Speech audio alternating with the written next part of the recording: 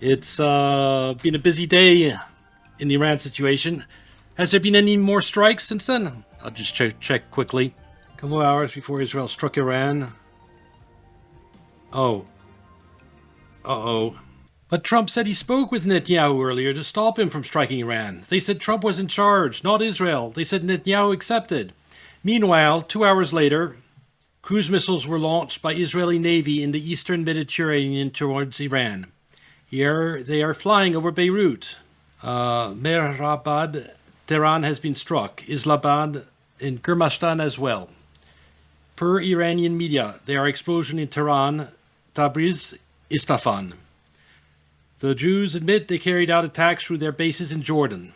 Spokesperson for the Israeli regime, Ari claimed the Air Force, under the guidance of Intelligence Directorate, recently attacked targets in western and central Iran. This could get out of control so quickly.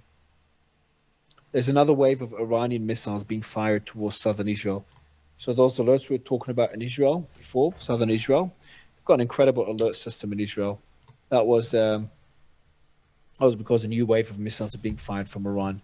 I don't know if this is a second or third wave. I'll ask my team to check.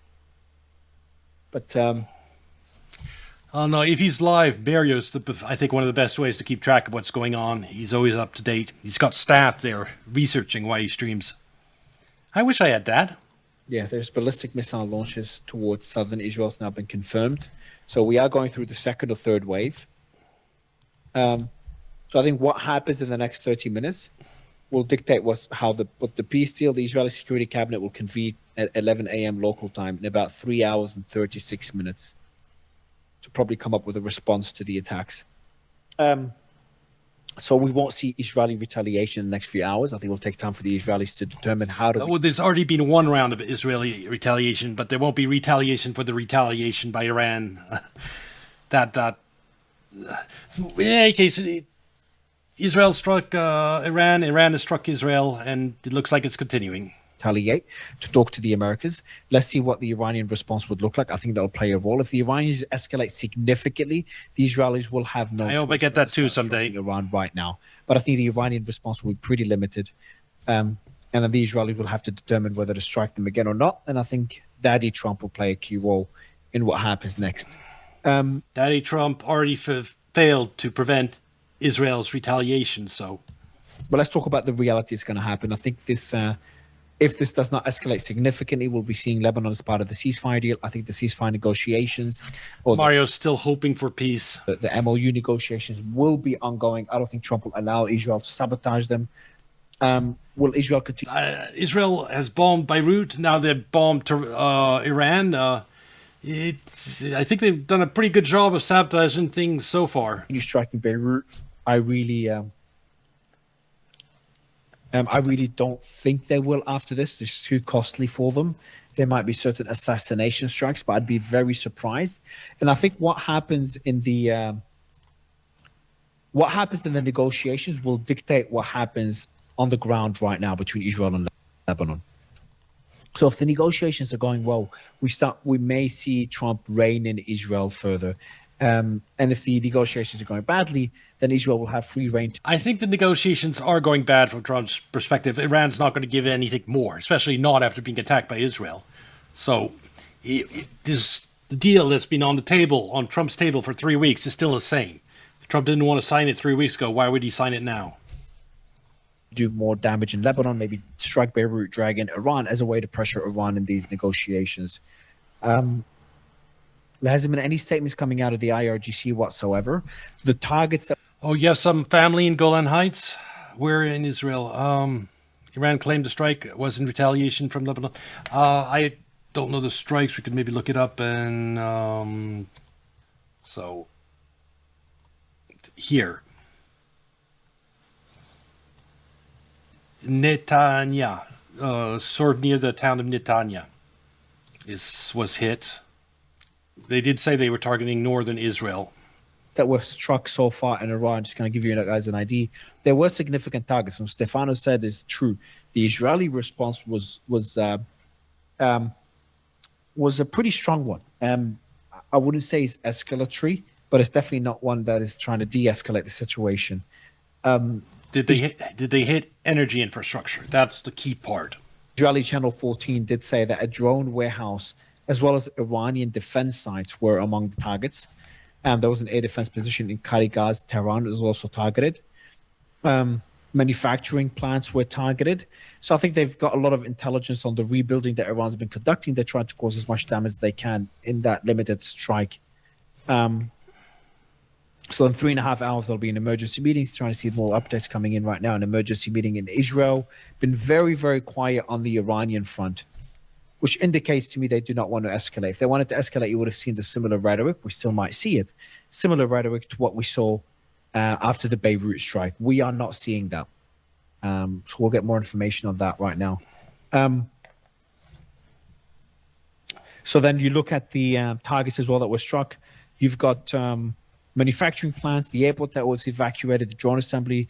There was reports that Car Garden was struck. I find that really highly improbable. Then we have so the attack by the Israelis. Just to be clear, the attack involved air-launched ballistic missiles as well as cruise missiles that were fired from the Mediterranean. Which, an important point here is that the Israeli fighter jets did not enter Iranian territory. As we've discussed with Stefano earlier, this is most likely because they wanted to avoid Iranian air defense systems. Now, were the Americans involved? They don't need to be involved. As we've spoken before, the Israelis have enough refueling tankers to be able to conduct these attacks. There was only one sortie per fighter jet. It wasn't multiple sorties. It wasn't the fighter jets going to bomb a location, come back, refuel, bomb again. And they have and it involved cruise missiles fired from the submarines, so they didn't really need too many fighter jets to be able to conduct this attack. So I don't think the Americans were involved. Again, I don't know why the Houthis attacked Saudi. A U.S. official pretty quickly told... Oh, the Houthis attacked Saudi too. Okay. Well, Iran did say they'd activate them if they escalated. Axios, maybe told them in advance, and then they prepared to release it when the attack happened. But they told Axios that Israeli strike on Iran was relatively limited. So the Americans don't want to see this escalating. And the White House pretty quickly said the U.S. was not involved in the attack. And then Axios also reported the same thing. So we heard it from multiple sources. The Americans were not involved in this attack. Then not long afterwards... Well, if Israel attacked, they did it with U.S. weapons, and Trump has the ability to theoretically reign in Israel. So it's... I mean, it'd be absurd to not hold United States also responsible for this attack. If Trump had told Netanyahu, you're on your own if you attack, if he had said something like that, might have been enough in itself to restrain Netanyahu. We had communication disruption in Shiraz and Esfahan, where the missile bases are, the Iranian missile bases, and then we saw the Iranian attack. So to give you an idea of what Trump said yesterday, and I think this is important to put it into context, because when Larry comes on, we'll be discussing this with him. No. What? Okay, I'm not going to report this. Let this be confirmed first. It's just bizarre. You can't do that. What was it? So there's one missile launched from Malorad, central Israel, towards southern Israel. So one missile fired. By the way, if Iran really does have a nuke, now is when they would test it. Probably the hot war starting up. There's no point into hiding it at this point. So if they do have nukes, expect a nuclear test soon. And that might be what he's talking about. That thing that let this be confirmed. That might be an Iranian nuclear test. Who knows? From central Iran towards southern Israel. That seems... get more information on this. Yeah, so that seems like a smaller attack.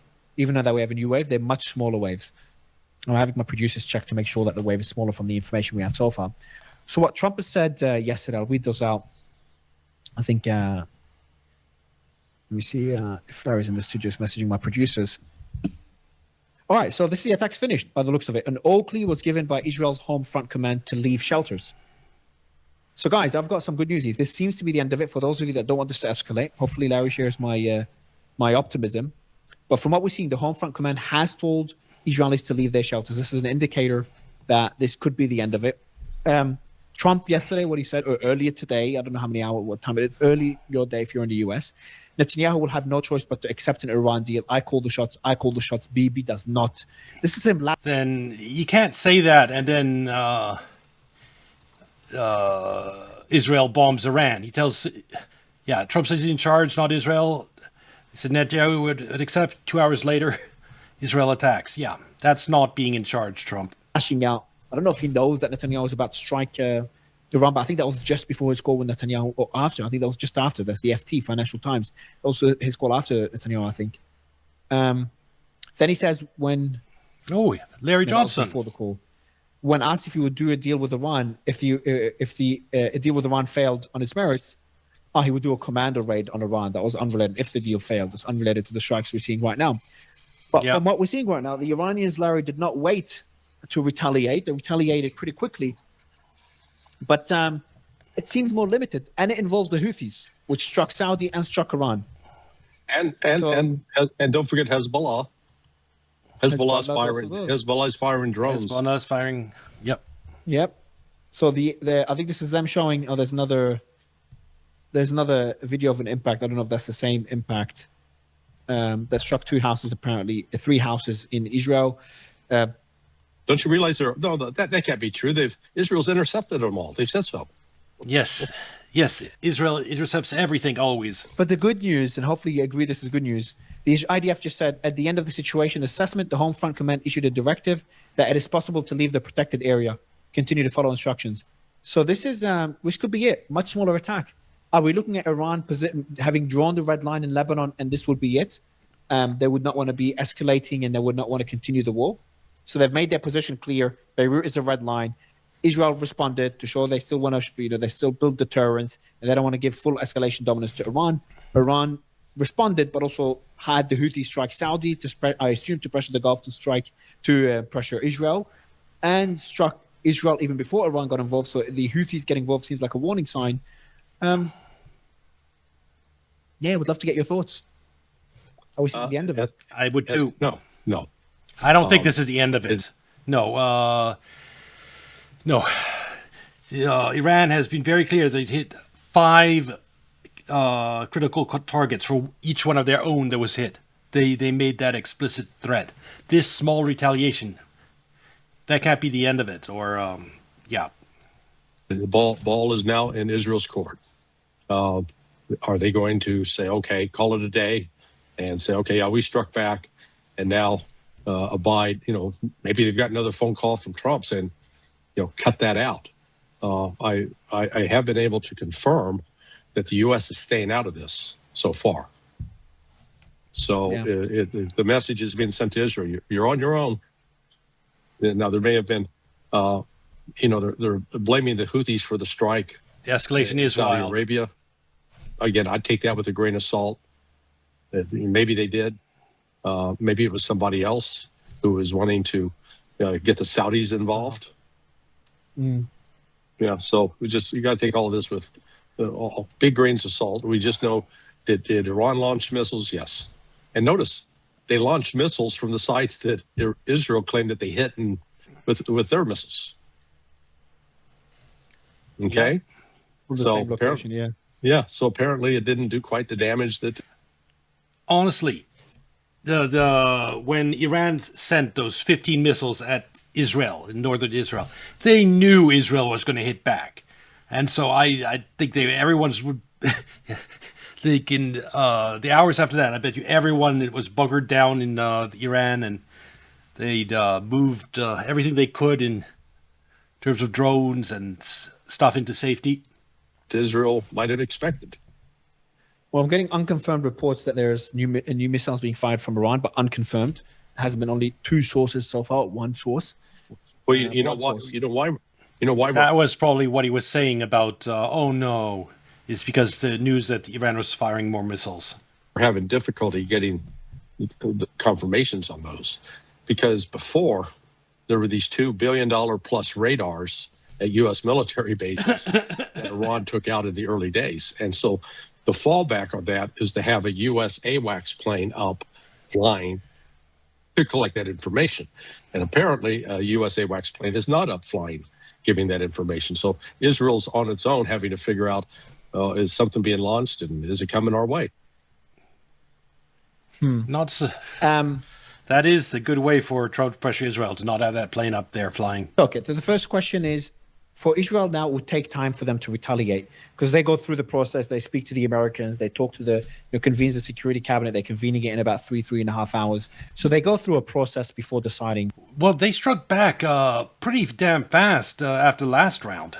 Like, you see, 2 hours after the phone call with Trump, less than 2 hours, they had already struck back. So to retaliate. The Iranians retaliated pretty quickly, and I think they had that mosaic structure I was talking about earlier. They have pre-planned responses to whatever attack they are faced with.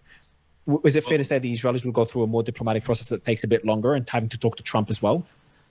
A more bureaucratic process. Fuck you, yoinks your radar plane. Yep. Iran has decentralized its response so that you don't just take out one node and then the system breaks down.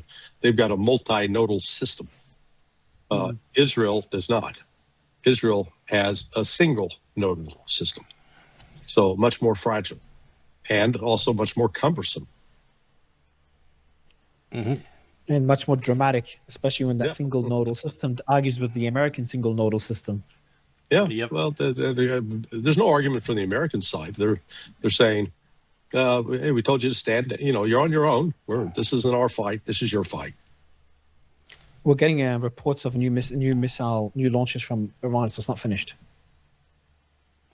Yeah, I would have been amazed if after the strikes I just read about that Israel did, if they just sent if they didn't at least match it back at Israel. And there's alerts right now in Israel. They seem to be multiple barrages, but they seem to be smaller. I'm really hoping they're not that significant to give the Israelis an off-ramp. I'm always, being optimistic. Yes, yeah. Always trying for the peace, always hoping for the off-ramp. Now, the Iranians are claiming, there's a report from Iran from Fars News, Israeli airstrikes, Israeli airstrikes hit Karun Mashar petrochemical company in Iran. Oh, fuck. That means that the Gulf is going to get targeted. The oil infrastructure in the Gulf is going to get targeted. It's probably wasn't complete destruction on the Israelis' part, so but they're going to sense, the oil infrastructure in the Gulf is about to get a pounding. Causing partial damage. So that means the chemical companies in Israel are going to be hit now. Exactly. But also the Gulf. Because Iran, the one thing that's preventing its energy from being targeted is that every time it's an eye for an eye with the Gulf states in terms of anything energy that's been struck. I doubt they'd stop doing that now. Ah, man. Okay. So if you're hoping for this to ramp down, it's not. You're going to go to bed at some point. You're going to get some sleep, and when you get up, they're going to still be launching. Without the Americans, yeah? Without the Americans. Yeah, so far without the Americans. The U.S. military is in what they call a forward-leaning posture, but we're largely staying out of this because Donald Trump wants to make a deal. Pakistan's got the deal on the table. Iran has agreed to Pakistan's deal, so we'll see if Pakistan saves the day. Are we seeing Israel trying to establish? I don't know about this deal, but we'll have to find out when it happens. He's also the guy who leaked that they have a nuke. So how could they have a deal? Anything could happen. I wouldn't. At any time, Iran could test a nuke. U.S. could get involved again. I guess if Larry Johnson says they have a deal on table, that is maybe possible. I'm still skeptical on that. I've been skeptical of a deal for many months now. Escalation dominance? Are we seeing Israel just trying to sabotage the deal? It's sabotage. They have no ability to do escalation dominance. Not at all. Go ahead. You don't think that strike on Iran was significant? There was a lot of targets that were struck. I understand a lot of targets doesn't mean the damage was a lot, because Iran is just such a big country. But there were about 20 targets that were hit, and now we know a petrochemical plant. So they weren't shying away. But do the math. If you've got a country that's 80 times, 75 times the size of Israel, and Iran fires 20 missiles, which they did in their initial strike, they hit targets in a much, much smaller area. Then Israel responds by 20 missiles, spread out over this massive territory. Yep. No, not effective at all. They're kidding themselves if they think that's effective. It's just only to make them feel good. So we struck back. Yeah, and Iran's going to have to strike back to maintain their deterrence. And to maintain Israel's deterrence, they'll have to strike back, and everyone will just keep hitting each other forever to maintain deterrence. Yeah. What is the likelihood, in your view, that we do get back to a full-blown war between Israel and the UN? If this isn't a full-blown war already, I mean, everyone's already attacked everyone this week. That's pretty much war. Iran. And could there be a deal? I have another interesting theory. Could there be a deal between the US and Iran while Iran continues a war with Israel on the side, separate to the deal? Yeah. Yes. That would be interesting. Absolutely. Oh, look, remember what happened in the 12-day war. Who was it at the end of 12 days was asking the United States, help, get us out of this? Was it Iran or was it Israel? It was Israel. And Israel's going to once again come pleading to the United States, save our bacon or kosher ham or whatever. But I don't think the United States, Iran's certainly not going to be in the mood this time to cut a deal like they did that ended the 12-day war. And there was some criticism in Iran at the time. Why don't you finish them off? This time, Iran's going to finish them off. The argument on why... But that's only if the United States... will Trump really stand by and let Iran eradicate Israel? I don't mean, like, kill everyone. I mean, like, eradicate critical infrastructure in Israel to the point where he collapses the economy, for example. Will Trump really allow that? Okay, so the missile that was launched apparently was intercepted. So it was intercepted. Right. Yeah, I'm sure it was. Projected to land in Jordan. The missile was carrying cluster munitions, according to some reports. Now, I don't know if it was actually intercepted or not. How would they know it contained cluster ammunition if they intercepted it? If they intercepted it, it would just go poof. They wouldn't know what type of ammunition it had. The only way they know it had cluster ammunition is if it deployed those cluster ammunition. No, but there's one report that the missile... How do they know? I don't know. That's not Israeli source, just so you know. That's an Austin source. Oh, yeah, gee, yeah. They've got X-ray vision.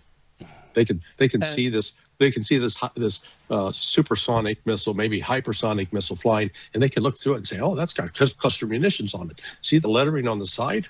Yes. Sorry. They both look tired. It's been a long day. But the Iran right now, though, Larry's? I know it came out, much stronger than expected out of this war, but it's also much weaker than what it was before the 12-day war. Before the 12-day war in Iran, there's gone through decades with that war. It's been bombed. I disagree, because I think that they've received a lot of help from Russia and China. And specifically, before the 12-day war, they were still using GPS, America's guidance system, and we were jamming it, and they were far less effective. Since then, they've switched to Chinese guiding system, and they're super accurate. So in just that way, they're stronger now than before the 12-day war. For so long. It's been bombed for non-stop by so many of America's munitions as well as Israeli munitions. No, and it's fired a lot of missiles as well. That's what the Western propaganda would have you believe. Like all these entrances, these tunnels that have been cleared out. Well, when the United States and Israel bombed the tunnel entrances to the missile cities, I mean, that just blocks off the entrance. You clear the entrance and basically all the damage is undone. So there are a lot of the bombs that were dropped on Iran that produced no lasting damage. The reality was... You don't think it was weaker than at the beginning of the 12-day war? Not weaker than, stronger than expected, but weaker than 12-day war? Well, just this would be serious. They were using GPS at the 12-day war. They switched after that because it was a big problem for them there. We were jamming their GPS and they weren't having the accuracy they were supposed to. So just by switching off GPS, that makes them stronger and much deadlier. So they are deadlier now than last year. No, they're stronger now. Before the 12-day war. Yeah, they didn't have that much military and intelligence support from Russia and China prior to the 12-day war. Exactly. Since then, man, the taps have been open. Yep. And they're in all the different cargo planes that have been flying into Iran, and God knows what's come across the railroad and what's come via ship container through Pakistan. No, Iran's actually in a stronger position now. Agreed. Because, before they were they were not going to take the offensive. Now today they've taken the offensive. Yes, and no, even that. Like last week when they hit back against Kuwait and Bahrain for United States attacking one of their ships, that was showing a new level of confidence. And then their attack against Israel to enforce the red line about Beirut, both of those display a new level of confidence. And something's backing that confidence. It may be the fact that they have a nuke now, or that they have significantly improved air defenses, or something. But they have a new level of confidence in Iran. And Trump, meanwhile, is completely changed his tone. They warned very clearly 10 days ago now, that going back to the information that Pepe and I released from a Pakistani source. And, and then that was followed up by the IRGC commander coming out and said, hey, if we're going to warn you now that if you hit Beirut, northern Israel, you better clear out because we're coming after you. And now they're going to go after military and strategic targets. Yeah. They're not going to be trying to kill civilians. But they also warned we're going to shut down the Bab el-Mandab. So who got into the war today? Houthis. Who can control the Strait of Yeah, who can control that strait? The Houthis. So this has gotten bigger. And if they actually do shut down Bab el-Mandab, then the global economic crisis has gotten worse. Because that's one less key strategic waterway that's no longer open to cargo ships, and it could affect Saudi Arabia too. Now this will be the interesting play. If the Saudis are still pumping oil and coming out through the Red Sea, will Iran let them? And so the thing to watch is if Iran is allowing the Saudi ships to come out, then that there's a deal that Pakistan, that will be further confirmation that the deal Pakistan has been working with the Saudis will give, they'll get free passage. I think people don't understand the significance of both the Houthis joining, because it took so long to join at the beginning of the war, and I think it's a big warning for the world concerning the Bab el-Mandeb Strait, and assuming the Houthis struck Saudi. They haven't struck them since 2024. That's a very significant move. Obviously, if the Houthis were not the ones to strike Saudi, that's significant, but for other reasons as well. Because I don't think Saudi would appreciate a false flag attack. Yeah, what's the news source reporting that it was the Houthis? Nothing that we'd know about. It's just there's OSINT sources that I look at. Okay, so the OSINT sources, who are they connected with? Nobody. So that's nothing confirmed. No, who are they connected with? I don't know. Some of them are. CIA.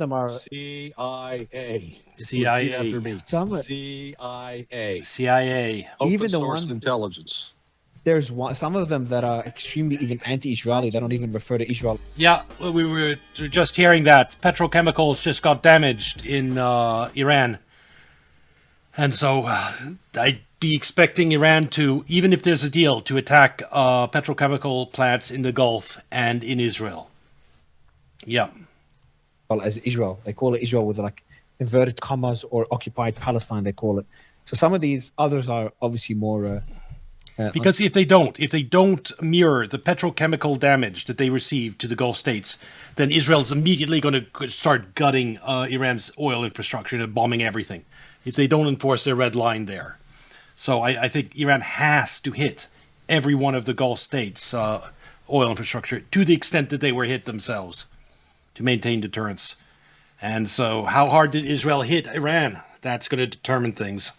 The pro-US side, and then others on like the anti-Israeli right to exist side. Some of the OSINT, one way that OSINT also works when it's been used as part of an intelligence operation is you paint it so it doesn't look like you. It looks like the other side. So you think intelligence services have infiltrated a lot of these OSINT sources? Absolutely. Yep. One of them, actually, one of the bigger ones, I don't know if you know this, one of the bigger ones got arrested at the beginning of the war in the first former CIA, Larry Johnson, would definitely know this. Weeks of the war. They disappeared for a while. I don't know if you know who I'm referring to. It's one of the bigger ones. No. Yeah, they were arrested. I can't remember the country. My producer knows. He was telling me the details, but they disappeared. They're posted in the group. Well, Europe is pretty much screwed no matter what happens in the Middle East because Qatar's natural gas was struck pretty heavily, as well as Iran. So they're not going to be getting much natural gas from there, and they're not getting it from Russia, and they're probably not going to get to the United States because there'll be export restrictions at some point. So yes, Europe is just screwed on natural gas. That they've Egypt. So they're in Egypt. They were okay. I'm not going to mention his name. So they sent me his name. I don't want to know his name, man. But they're based in Egypt, and they were arrested for sharing information. I don't know whether at the behest of Israelis or Gulf countries, etc. Then they were released. I don't know what happened afterwards. But I think it's because the Gulf countries were worried about certain information. The Gulf countries were freaking out at the beginning of the war. They were really unprepared for how to deal with the panic that was caused by the strikes on their territory and how to deal with people sharing videos and photos. They arrested a lot of people, released most of them eventually, but arrested a lot of people. And there was a guy in Kuwait arrested for, I think it's like a month. A bunch of people arrested in Kuwait and Qatar and in Bahrain and the UAE. But it's going back to these sources. So cool. Well, if they're infiltrated by the CIA, that doesn't help. Did you see what's happening with the oil futures?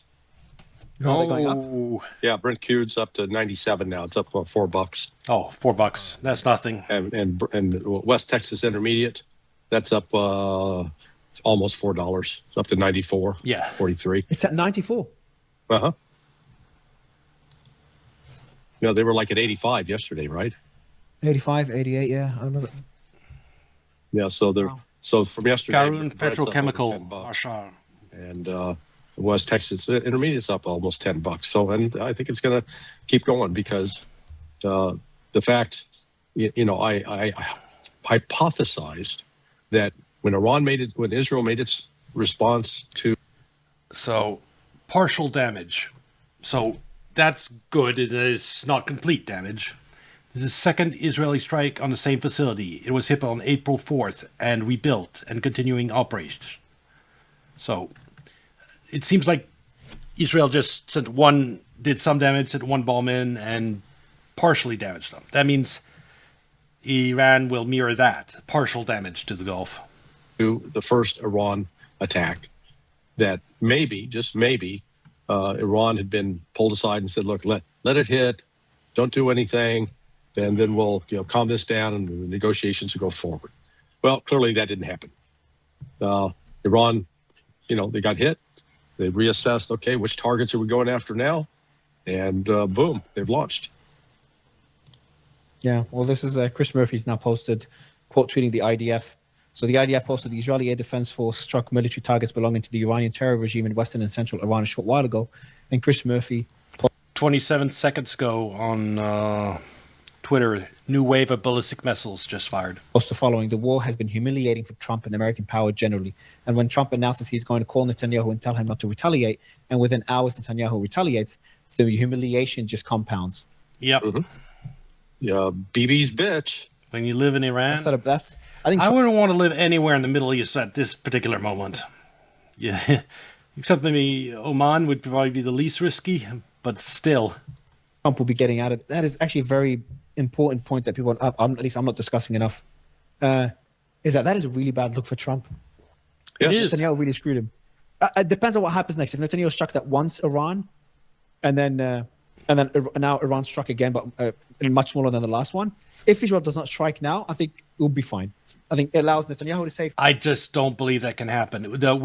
Israel hit Iran's oil, and that they have to mirror the damage. If they don't, if they send the message, there are some scenarios where Israel can attack Iran's oil without them striking back to the Gulf, and they'll do it again, and much harder.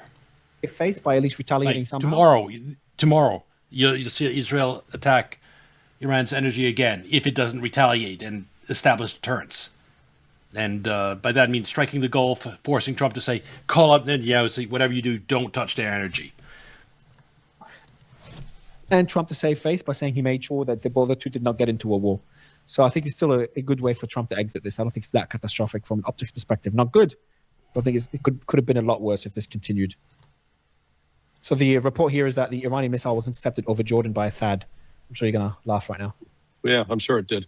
I think he's too tired to laugh. $26 million worth of THAAD missiles, because each one costs $13 million. There are 2 fired, so they took out a missile that may have cost $1 million, may have cost $200,000. Yeah, that's a cost-effective response.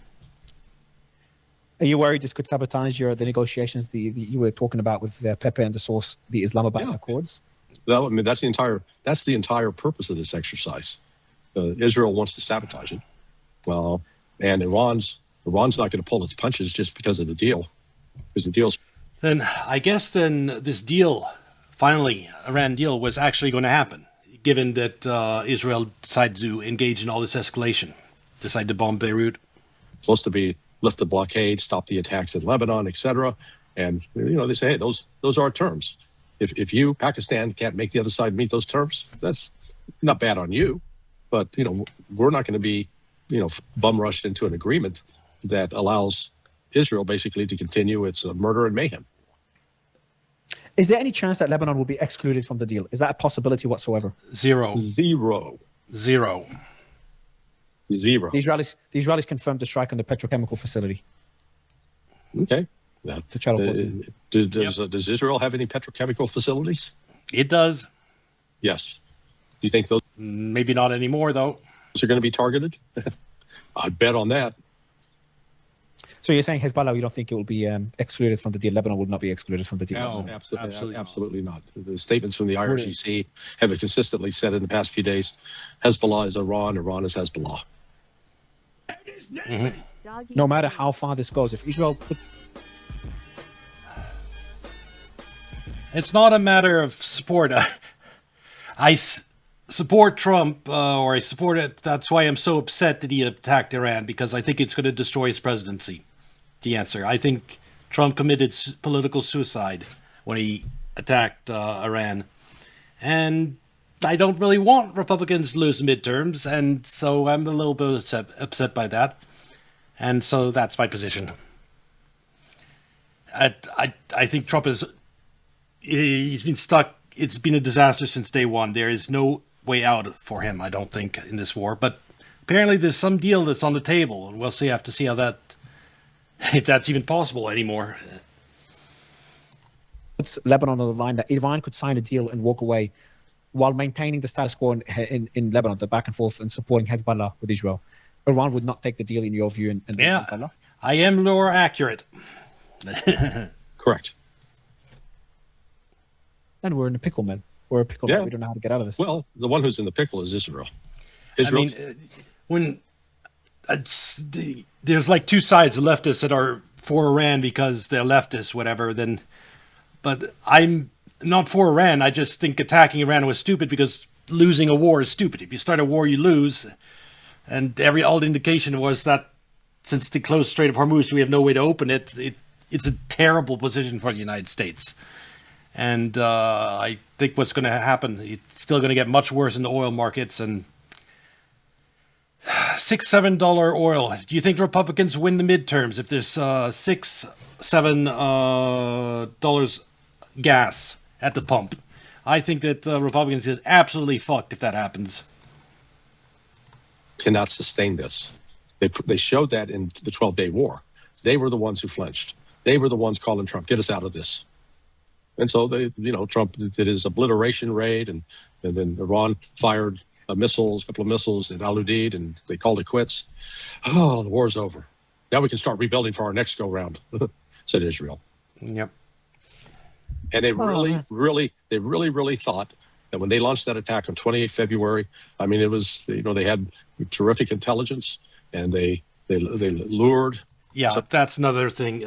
Trump was absolutely convinced, I think Netanyahu too, that this would be over in 3 days, that you'd have regime change in Iran in 3 days.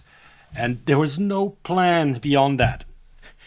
Like the blockade Trump put into effect, wouldn't that have been so much more effective if it had done day one, instead of letting Iran export records amount of oil at record prices for a month and a half? If we'd started that blockading their oil exports day one, wouldn't that have been more effective? That didn't happen because there was no plan. And so we needed to call in all the assets, the ships and everything we needed to do the blockade. And it took a month and a half to put everything into place to do it. And yeah, that's what happens when you attack Iran without a plan. Some of the Iranian leadership to a target point where they would be hit, and it failed.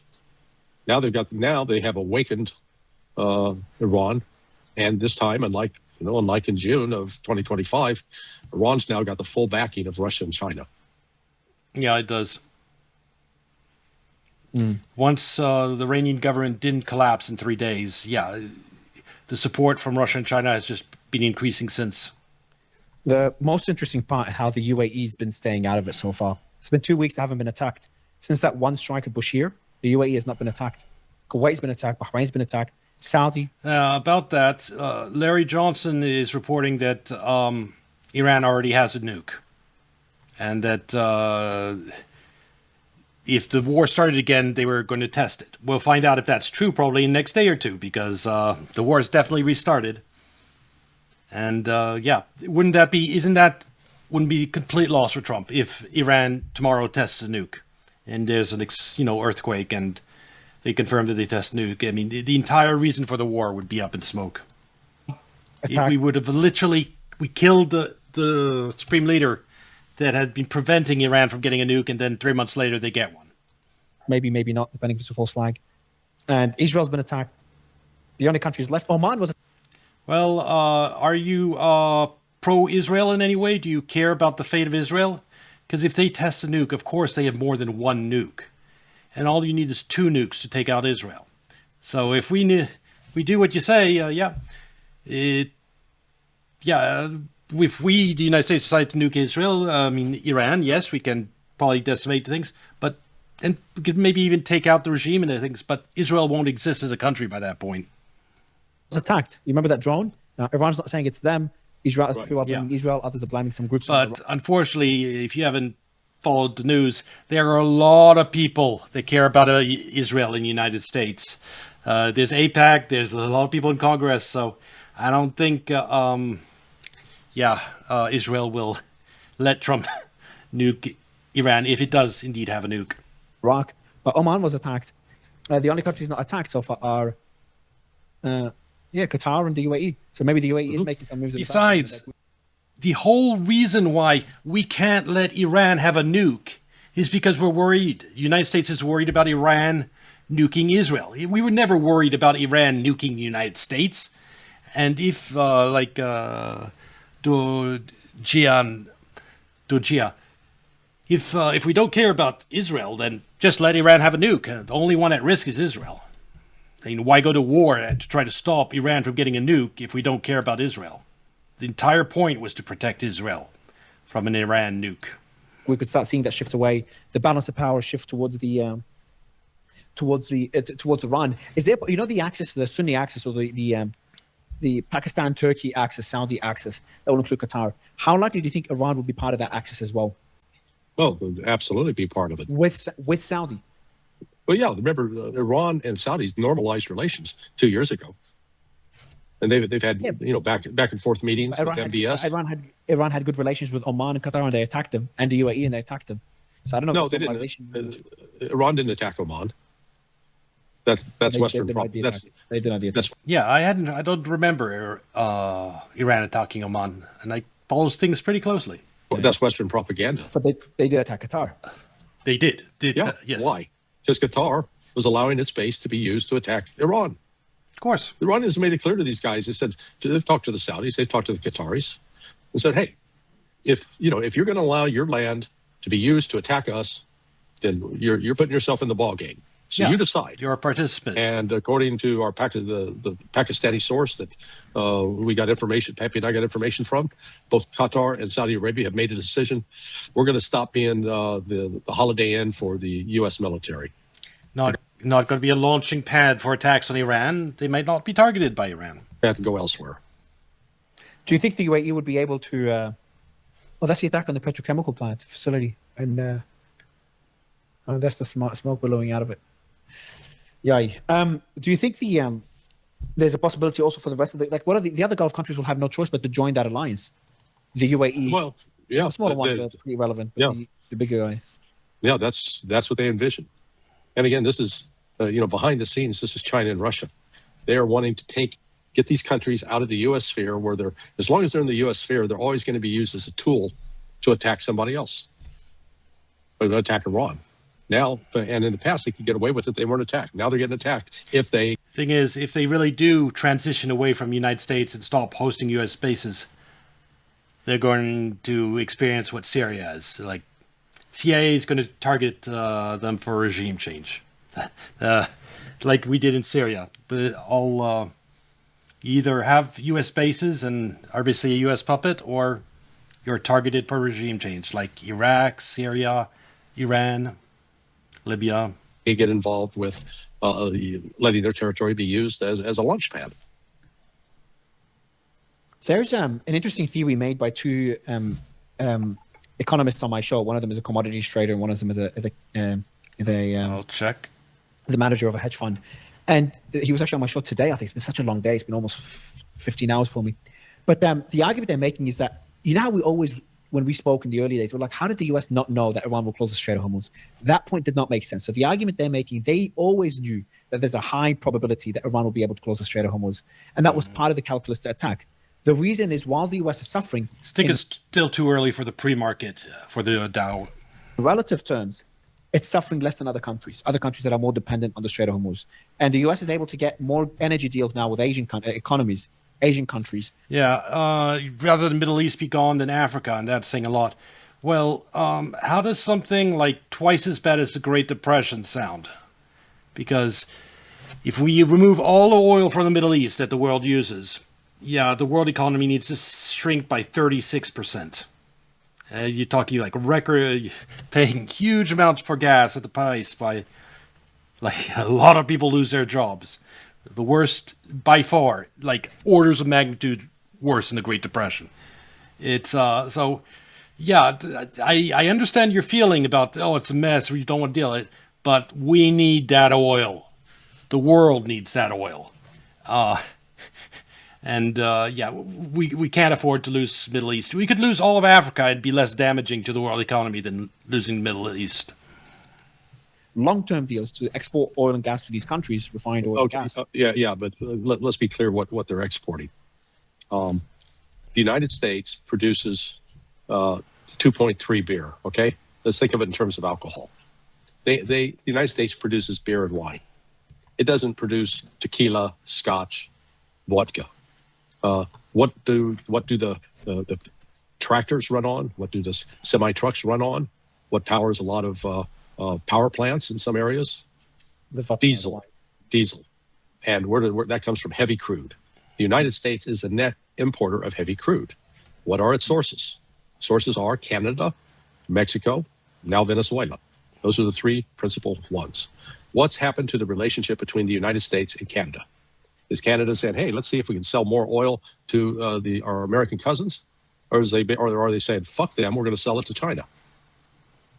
I think. Yeah, I don't want to be dragged into the Iran war either, and I don't think it's headed that way. Trump knows, it's the era of drone warfare. If U.S. troops get on the ground in Iran, you're going to have videos of FPV drones diving into Marines, and it'd be a disaster for him politically. So I'm pretty sure he's smart enough, at least, to realize how bad it would be if, just like in the Ukraine war, where you have videos of drones diving into Ukrainians and Russians, if that started happening with U.S. troops, he's savvy enough for that. So I'd hope, at least. Then again, I keep hearing rumors that he's planning some type of ground invasion to seize something. I think they're saying the latter. And so this is why diesel is more expensive in the States than oil. You know, the oil prices have come down, but the United States has been a net exporter of oil. Well, they're exporting stuff that we're not going to be able to continue that. We've run down the strategic reserve. It's approaching zero. That's why we've seen July fall in gas prices over the July is when this U.S. strategic reserves will run dry. last 4 weeks.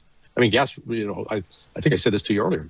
Petrol, gas for cars is cheaper now than it was before the start of the war on February 28th. Where? But here in the United States, here in Florida. But what you said? Yeah. Go ahead. That's because they're drawing oil, the light oil, out of the strategic reserve. It's being refined. They're flooding. They're trying to sort of flood the market with gasoline here in order to get the prices down, so the voters won't be pissed off and want to lynch Donald Trump. But it's not working. It's not going to work. It's trying to put a Band-Aid on an arterial bleed. That doesn't, Band-Aid doesn't stop an artery from bleeding out. You need a tourniquet. The argument they're making is that but the US does export gas, and does, if it can get that heavy crude, it could refine it and export that as well. No, they could because they need it here to refill the petroleum. Not to refill, just to run the damn trucks. Mm-hmm. Just to get trucks that can take, haul food and stuff to the grocery stores. Yeah, they do export gas, but they do export natural gas, and they can. The argument is that they do long-term deals with those countries. No. Do you understand how the natural gas market works? It is not on demand. It is contracted out, usually at least 6 months, if not a year in advance. Okay, so countries that want natural gas, they contracted before for delivery. A lot of those countries that contracted for delivery aren't getting them because force majeure was declared out of the Persian Gulf, and other companies that would buy the LNG and then ship it. No, there is a massive shortage trouble, both with LNG and with diesel. I've been saying that for months, is that the real crunch is going to be natural gas in Europe next winter. And with light crude. That's the West Texas Intermediate. Brent is more of the heavy oil. So I'm laughing. I asked my producer a technical question, which the producer meant to give me the information. He's so tired. I saw the team is so tired because I woke him up. He goes, no clue. And I knew his dad is like, I don't even speak English anymore. They're exhausted. I'm working them to death. But so sorry to interrupt you for this. I started smiling, and I wanted you to know why I'm smiling. The poor guys. True. It's long-term agreements. What they're saying is that they're signing. The Asian economies are in a very difficult position. They need gas urgently, and the US is also exporting part of the reserves, for the petroleum reserves, as well as the natural gas to these countries, and forcing them to sign 5 to 10 year agreements. I don't have any examples. I haven't done a deep dive into this, but this is a theory on why this whole war was. Nah, I don't believe it. One of my guests. The argument they were making is that. They wrote a piece. They wrote an article, actually, before the war started. They wrote an article saying the U.S. is going to block the Strait of Hormuz. That was their article. Went viral now. And their argument is that ships should be able to go through the Strait of Hormuz right now. Insurance companies should be able to insure them. They've insured them before. And this whole war... Then what was that last year with the Houthis shutting down the Red Sea? If the Houthis could shut down the Red Sea, Iran could shut down the Strait of Hormuz. And yeah. Whole plan, among other things, one of the reasons that they decided to do this war is that it benefits in the US relative to other countries in allowing the US to dominate the energy market by replacing that shortage that's coming out of the Strait of Hormuz. And that blockade by the US is part of that plan, because all these countries that are dependent on it now will need to find alternatives, which include Russia and the US. Okay, what kind of oil came out of the Persian? It's Iran would be demonstrating, according to Larry Johnson, a nuke on its own territories to show the world it has nuclear weapons. Is what Larry Johnson, what he heard from an intelligence source in Pakistan, that that message was conveyed to Trump.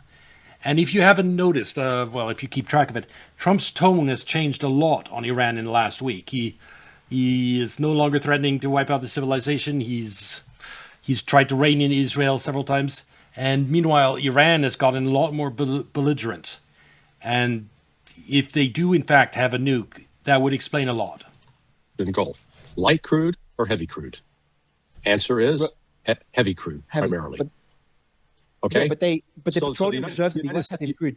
The United States does not have heavy crude reserves. Are you listening to me? The United States does not generate heavy crude. It has to import. It's a net importer. Yes. In just oil, United States imports 6 million barrels of oil, and it exports 4 million barrels of oil. Or actually a little bit less than 4 million. We are a net importer of oil. Natural gas, we exporter. But oil, we're importer. Even their reserves are not heavy crude? Yes. I would have thought preparing for something like this, knowing that this is the oil they... Brother, why would you... You are such a generous, kind person. Yes. That you think that these people would actually think and plan? Good Lord. I would have expected it. That if they're waiting for a shortage like this, for an emergency like this, they know that they need heavy crude to refine. This is the one they have shortage of. So I would have assumed their reserves of heavy crude. Well, maybe that's why they invaded Venezuela. 100%. That's the argument they make as well. The argument they make is Venezuela is part of that. But Venezuela doesn't provide that much. It doesn't provide what the United States actually consumes. And so instead of the United States saying, "Hey, let's solidify our relationship with Canada," no, we pissed on the Canadians. Canadians are already in a technical recession. So what's going on here is, I don't think, it's an interesting theory they propose, but I think it's silly. I think they're going to find out the United States didn't plan for this, because the United States is not a net producer of a lot of things, and the things that it does produce, particularly on, let's say, highly technical weapons, they need supplies that come out of China. The U.S. is dependent on foreign supply chains. Yeah. And so what they've done right now is and so it's not, and again, the disruption of the foreign supply chain, it's not just the oil, not just the LNG. Don't forget urea and sulfur. That's already impacting here domestically. I mentioned the other day, Mosaic. The food crisis, that's for next year, because of the fertilizer shortage right now. Look it up online. Mosaic is a fertilizer producer. They've had to close half their operation because they don't have urea and sulfur. Yeah. And then he put into. Hey, I understand. I'm not yelling at you. Okay. No, I'm not. I'm thinking about. So this is obviously I have a lot of guests. So this is one of the arguments being made. It's not an argument I agree with, because the economy. There's many others that are making the argument that the U.S. is definitely not prepared for this war. My argument. No. That's evangelical Christians that are for global Judgment Day. No, the Israelis want greater Israel, and they very much need to stay alive for that. Very different to that one, but not prepared. Look at the position it's in now, with having to raise interest rates to fight inflation, and with the amount of debt it has to service.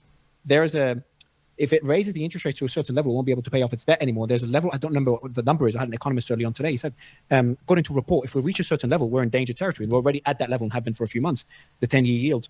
And then there was another economist that talked about, if we get to another level, which is not too far off from where we are right now, we're looking at a Great Depression territory. That's all concern they had. Yeah. And this was, is obviously leading to inflation that will force the Fed to raise interest rates. And we're in a cycle right now where servicing the US debt will become more and more problematic. So no, I think that the war has been catastrophic, and we're not even talking about the depletion of the munitions as well that would be taking years to rebuild. The position in the US diplomatically, especially when it comes to allies that depend on that American security. I think there's a plethora of reason on how this war has been catastrophic to the US. Just look at all the early reports. The war was meant to take a few days. Like, all the early reports did not indicate that the US, and obviously I'm always, there could be there's a theory that behind the scenes. Well, I will just highlight, it wasn't Iran that started this war. Yeah, it's they knew the Strait of Hormuz would be closed, but every single report said the war should last days. They did not expect the Strait of Hormuz to be closed, and they thought we bombed their pope, their holy leader. It's, of course, the world would be completely fucked by that. Change would be a lot easier to achieve. So yeah, I definitely don't think that this is all part of a 5D chess move. It could be, but I'm not in that camp. So if the United States expected the Strait of Hormuz to be closed, no, I think the financial crisis side of this, that's also for next year, same time as the food crisis. I think this year is just stagflation and beginning of a recession. And actually wanted to keep it closed, then why have they been making these attacks on Iranian positions that are seen as keeping the Strait closed? Yeah. And try to ask NATO to come help them open the Strait of Hormuz. Yeah. I mean, if they wanted to close, they just said, oh, okay, not our problem. We'll just leave it closed. And we're not even going to go in there and try to open it. No, so the theory there, by the guest, and that was a couple of weeks ago, the theory is that the US needs an excuse to close the Strait of Hormuz. And this whole war and what Iran's doing. I don't believe in this theory that this was on purpose just to sign a few natural gas contracts. Has been the excuse for the America to close the Strait of Hormuz. And he does feel like there is some sort of conspiracy among insurance companies not to insure ships. Ships can go through the Strait of Hormuz despite the Iranian attacks. They could go through the Strait of Hormuz. They could pay the fee on the Iranian side. There's multiple ways for ships to go through. And his worry, this is all part of a bigger plan for big oil. They're not going to go through as long as there's a threat that Iran can hit them with a missile. Yeah. No insurance. These tankers are the size of 2 football fields and move at the speed of a bicycle. They're the easiest target in the world to hit. Of course, they're not going to go through the straits as long as Iran says the straits are closed. No insurance company is going to do that. Yeah. Well, the Bab el-Mandeb Strait is another example. Insurance companies, their risk appetite is minimal. When do you think the Strait of Hormuz is going to open? I'll ask you that question. Okay, well, define open. So right now, Iran charging the fee. Yeah, well, it's been open for a few weeks. Without American blockade, like, is it zero blockade by the US? Well, I think the U.S. Will probably be compelled to lift the blockade by end of July at the latest, maybe sooner. Agree. Can't afford to have it for longer. So, but then the strait's open, but it's open under Iranian control. Yeah, actually, they agree with my timetable too. I said July, August. I think August. Yep, that's my timetable for the strait actually opening. Which means ships that want to pass, they're going to pay a fee. And that is Iran's hard position. They're not, stepping away from that at all. But before we get there, they're going to the Strait Bab el-Mandab may be shut down now, and then that's really going to create further problems for global supplies. I mean, supply chains. I'm not sure how much traffic has been going through the Red Sea since last May, after the Houthis basically drove the United States out. A lot less, yeah. Very good point. Especially the bigger vessels are avoiding it because they're worth too much. Right. Mm-hmm. They just chose to take the added cost of selling around the Horn of Africa. Yeah, exactly. Yeah, that's a very good point. Even till now, and the Houthis are not even closing the strait or the Bab el-Mandeb Strait, but just because of what happened many months ago, till now, bigger vessels, bigger tankers are avoiding the Bab el-Mandeb Strait. That's how low their risk appetite is, their risk tolerance is. Right. There we go. So the IDF just confirmed that they struck the petrochemical complex in Mashhar. So the IDF has officially confirmed it, and there hasn't been any other reports. So I think we've seen the Iranian retaliation. As you said, the balls in Israel's court. My bet would be they will not retaliate. I think Iran intentionally may have an attack that's smaller than the last one to avoid a full escalation, and they wanted to draw the red line to ensure Beirut does not get struck, and I think they've done I'd be surprised if they don't attack every time so far that the critical infrastructure like oil has been attacked. They've retaliated against Gulf states to maintain deterrence. Be surprised if they didn't do it that time. It might be because they actually do have a deal that's about to be signed. That would be my only explanation for that. Successfully. And that's, I was able to strike back, to at least say politically, I struck back.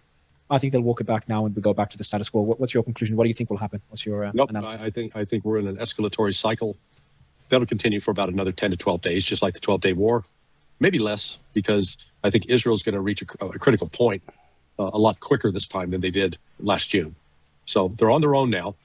That was the message from Trump, and I think Trump actually meant it. He was, he wants to get the deal done.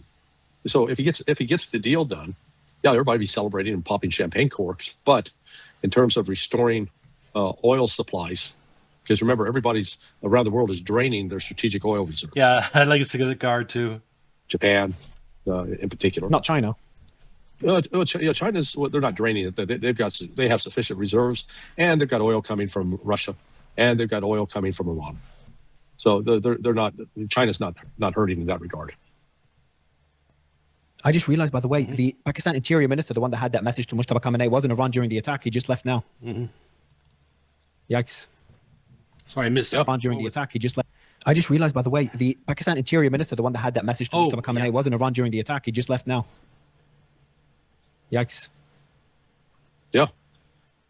That's the middle finger by Israel to Pakistan, especially with the head of the Lebanese military heading to Pakistan. So there's that as well. Well, Larry, thank you for coming on. Did we speak 2 or 3 times today? I lost track. So it's been crazy. No, actually, we spoke. Well, Iran's probably going to come out of this stronger, unfortunately, but eventually there will be pressure for reforms and something will happen. But I've said it during the war, while this war is ongoing, I don't think you get regime change in Iran. Let me check. I want to know. I'm actually curious because we spoke twice and the attack started. But did we speak before that? Yeah, we did. I think. No, I think we did. We spoke first. The first time we spoke. Wow. The first time we spoke, it was 12:30, and now it's 9:30 almost. 9 hours ago. Yeah. So we've been a long day. Yeah. That's a record. Yesterday was twice. Well, Black Jack knows me by now. Black Jack knows my voice. Yeah, you get adopted into the family. So this is it's good to have these discussions. People are trying to figure it out. Yes, bombing has never once in history, bombing alone, caused regime change. You always need some element of boots on the ground to cause regime change. That's why there's very little chance of Iran's regime falling. There's so much misinformation and lies being put out on social media by the governments. And I'm sure Iran lies too. So it's not just the West, but Iran. Iran throughout this process has been very straightforward. Said, look, this is if you do this, we're going to do. If you do A, we're going to do B, and we saw today, Israel did A, Iran did B, then Israel did C, then Iran has come back and done D. Now, is Israel going to say, okay, let's call a halt, or are they going to go back for E? And if they go back for E, then there'll be Iran doing F, and then we'll be back in this tennis match. But at some point, Israel is going to say, okay, we've had enough. We got to stop this because they're going to be absorbing too much damage. Yeah. Hopefully, we'll finish it before we go through. Okay. The one problem with that is if Israel starts really striking Iran's oil infrastructure, then Iran will have to retaliate on Gulf states to put pressure on the United States to get Israel to stop. That's one side of it. Otherwise, I can sort of agree that if it's just Iran versus Israel, they'll be back and forth. But yeah, Israel is a much smaller country. It's going to get pounded harder, and they're going to be forced to the table. This isn't looking good for Israel. In any case, I think it's hard to keep track, but I think it's Israel's turn to retaliate at this point. And as far as checking Twitter goes, there is nothing so far. So I think this might be a good place to... Okay, what's this? If this was US base... Yeah. That's the problem with Twitter. You can't trust any of these videos for 100% sure. Yeah. I don't believe that. So, crazy day. This will be on YouTube. Like and subscribe. Come watch on Kick or Twitch. And I'll see you in the next video. Bye.